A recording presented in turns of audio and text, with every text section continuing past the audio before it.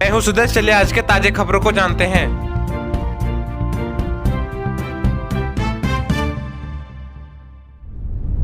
झारखंड में कुछ दिनों की राहत के बाद एक बार फिर हीट वेव का दौर शुरू होने वाला है। मौसम विभाग ने बाकायदा हीट वेव का अलर्ट भी जारी कर दिया है। बुधवार 15 मई को भारत मौसम विभाग के रांची स्थित मौसम केंद्र ने इसकी चेतावनी जारी की है। 18 मई से झारखंड में कई जिलों में हीट वेव का अलर्ट जारी रहेगा।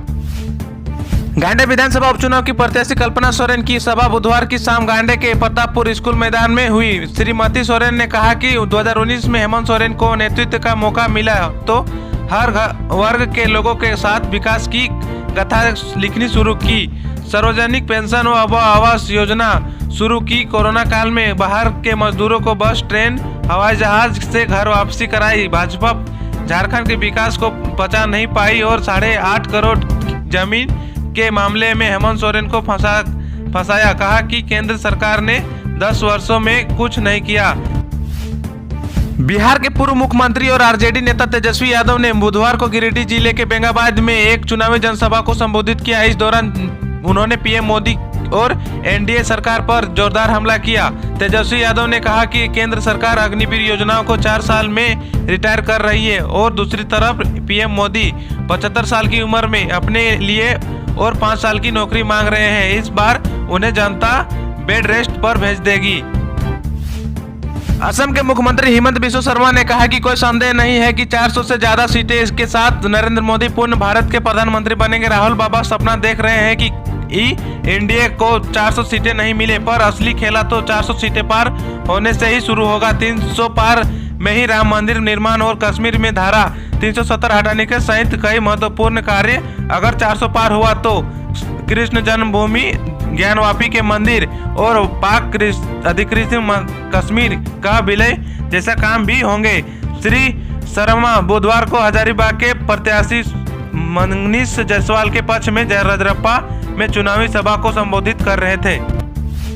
शिवम सीट पर मतदान संपन्न हो चुका है। प्रत्याशियों की किस्मत स्ट्रांग रूम के ईवीएम में कैद हो चुकी है। वहीं राजनीतिक हलकों में जीत हार को लेकर गुना भाग जोड़ तोड़ का गणित भी शुरू हो गया है। राजनीतिज्ञों का मानना है कि इस सीट पर भाजपा प्रत्याशी गीता कोड़ा और इंडिया गठबंधन की प्रत्याशी जोबा मांझी के बीच सीधा मुकाबला है। अब तक झारखंड में 1 अरब 26 करोड़ 21 लाख की अवैध सामग्री और नकदी जब्त। 15 मई मुख्य निर्वाचन पदाधिकारी रवि कुमार ने कहा कि 7वें चरण के लिए होने वाले 3 संसदीय निर्वाचन क्षेत्र में चुनाव के लिए स्क्रूटनी के बाद 55 प्रत्याशी मैदान में बचे हैं। उन्होंने बताया कि बुधवार को स्क्रूटनी के मैदान में राजमहल अनुसूचित जनजाति के लिए सुरक्षित संसदीय निर्वाचन क्षेत्र में 17 से 2 प्रत्याशी का नामांकन रद्द हो गया है।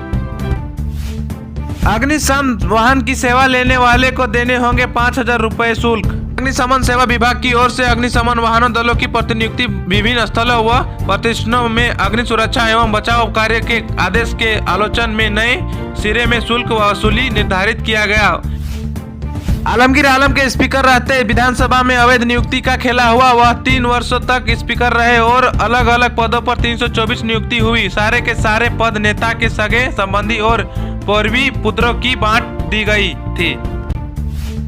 झारखंड में दूसरे चरण देश में 5वें चरण का लोकसभा चुनाव 20 मई को होगा। इसके लिए 54 उम्मीदवार मैदान में हैं, जिसमें से 18 के खिलाफ आपराधिक मामले दर्ज हैं। एसोसिएशन फॉर डेमोक्रेटिक रिफॉर्मर्स ने उम्मीदवारों के नामांकन पत्र के साथ दाखिल शपथ पत्र के आधार पर यह जानकारी दी है।